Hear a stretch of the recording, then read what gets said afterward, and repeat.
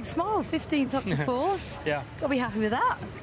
I'm happy, yeah. I mean, I wasn't expecting it to be so good. Of course, a little bit lucky with the 2 cars crashing at the end. That helped me out.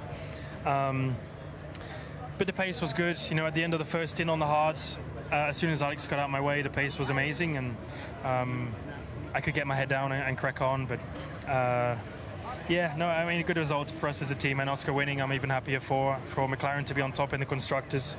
Is the first time in many years. So to play a part in that is also amazing. 2014. 2014. Yeah. 10 years. It's long.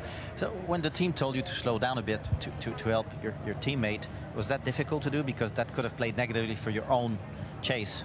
Yeah, it's tough. I mean, at that point I was still kind of stuck behind Alex, so I couldn't do a lot. I didn't slow down, I just saved my tires a little bit more.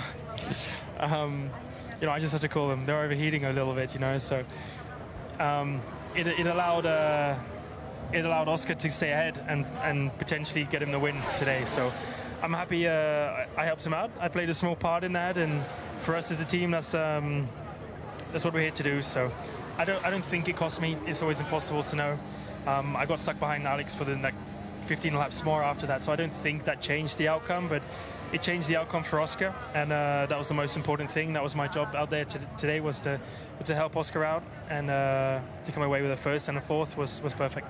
Obviously a great drive today, that goes without saying, but just explain to the viewers at home, they don't understand when you're stuck behind Albon, you're on the hard tyre, you can see the free air just ahead of him.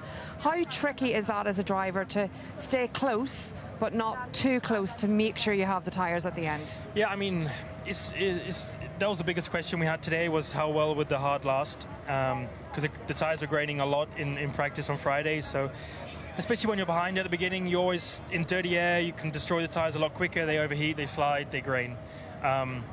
So to know how much to push, to get past guys, to know how much to save, that when you have clean air you can then push, that's the driver's job, to kind of manage these things. And I think it's probably one of my strengths in Formula One at the minute, and all year has been my race pace and how I can manage the tyres.